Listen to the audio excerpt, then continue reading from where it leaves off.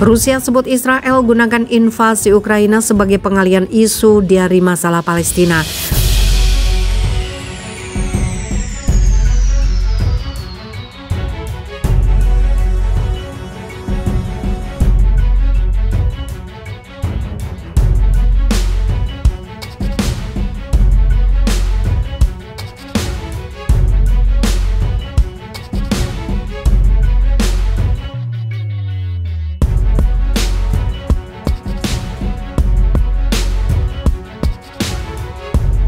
Kementerian Luar Negeri Rusia mengkritik pernyataan anti Rusia yang dibuat oleh Menteri Luar Negeri Israel Yair Lapid yang membela suara Israel untuk menangguhkan Rusia dari Dewan Hak Asasi Manusia PBB.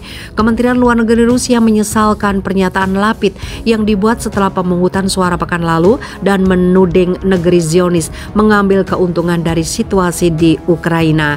Ada upaya yang disamarkan dengan buruk untuk mengambil keuntungan dari situasi di Ukraina untuk mengalihkan perhatian masyarakat internasional dari salah satu konflik tertua yang belum terselesaikan, konflik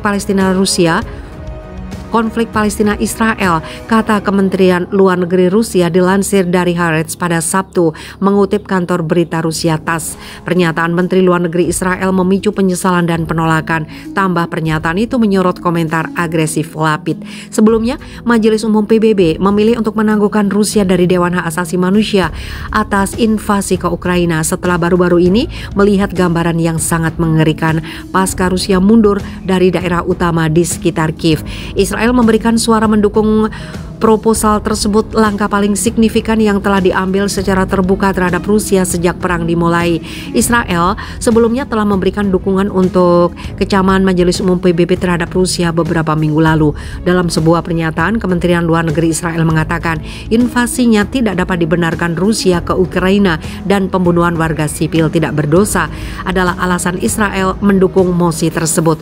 Meski begitu, Lapid mengatakan pemungutan suara itu tidak mengubah pandangan kami tentang Dewan Hak Asasi Manusia PBB yang merupakan badan radikal, cacat moral, bias, dan anti-Israel.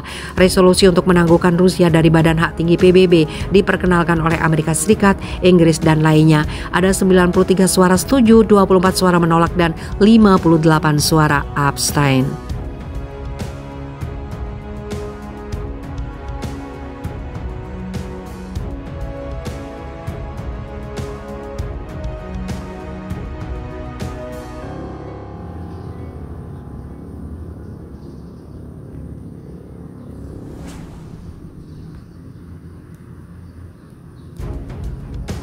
Israel klaim dikepung rudal Iran. Media lokal ungkap tidak lama lagi peristiwa Holocaust terjadi. Propaganda dilakukan Israel dengan menyebut pemerintahan mereka dalam kondisi terjepit oleh sekutu Iran.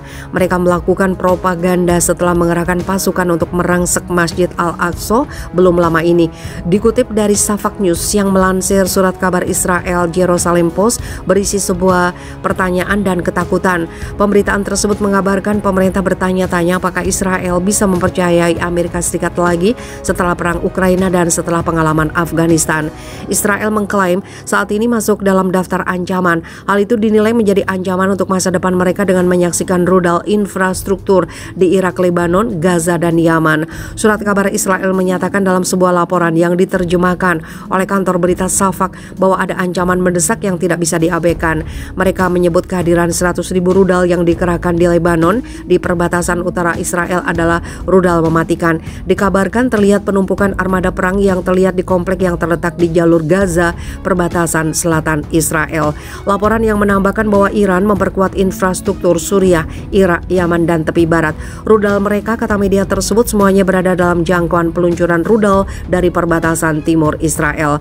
Menurut laporan itu, hanya perbatasan barat yang menghadap ke Mediterania yang dikecualikan dari ancaman rudal. Namun situs peluncuran genting di mana rudal Iran dan sekutu sudah mengelilingi Israel yang merupakan keprihatinan eksistensial. Sementara hasil negosiasi Wina mengenai permintaan Iran untuk keringanan sanksi sedang ditunggu. Jika tidak ditangani seperti masalah penghapusan pengawal revolusi dari daftar terorisme, akan ada konsekuensi penting yang tidak hanya untuk mengancam Israel, tapi juga akhirnya Amerika Serikat. Dalam hal pelonggaran sanksi terhadap Iran, Teheran dalam waktu singkat akan memiliki dana sebesar ratusan triliun rupiah.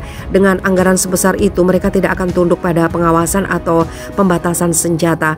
Iran, dikatakan media tersebut, akan membuatnya mampu secara finansial untuk melakukan ancaman bahkan serangan yang bisa menghapus Israel dengan meluncurkan serangan darat, laut, dan udara yang terkoordinasi menurut laporan surat kabar The Jerusalem Post. Oleh karena itu, surat kabar Israel bertanya-tanya mengingat situasi ini, apa yang dapat diharapkan dari sekutu Israel? Apakah itu akan lebih dari apa yang dilakukan dalam kaitannya dengan Ukraina, yaitu hanya menyediakan dana dan persediaan? Laporan tersebut mempertimbangkan bahwa Presiden Amerika Serikat Joe Biden mungkin secara tidak sengaja telah membuat presiden buruk dalam hubungannya dengan Presiden Rusia Vladimir Putin. Itu adalah Presiden Amerika yang mungkin beralih ke cara menangani Israel jika Iran menyerang Israel. Lebih lanjut, pertanyaannya tentang apakah ada nilai dari janji Biden dan Menteri Luar Negeri Antony Blinken mengumumkan untuk meyakinkan Israel bahwa Iran tidak akan memiliki senjata nuklir.